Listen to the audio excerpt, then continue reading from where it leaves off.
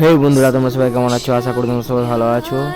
আমার নতুন ভিডিওতে তোমাদের স্বাগত জানাই। আজ সকাল সকাল চলে এসেছি একটু বাড়ির দুতলাতে ভিউটা নেওয়ার জন্য। সুন্দর একটা আমাদের গ্রাম, তোমরা দেখতে পাচ্ছ কালী মন্দিরে দুজন বসে, বাড়ির সামনে দুটো তাল গাছ। তো চলে এলাম ছাদে এই ভিউটা তোমাদেরকে দেখানোর জন্য। গ্রামগুলো কত সুন্দর লাগছে, মানে আমাদের গ্রামগুলো বলবো না, গ্রামটা।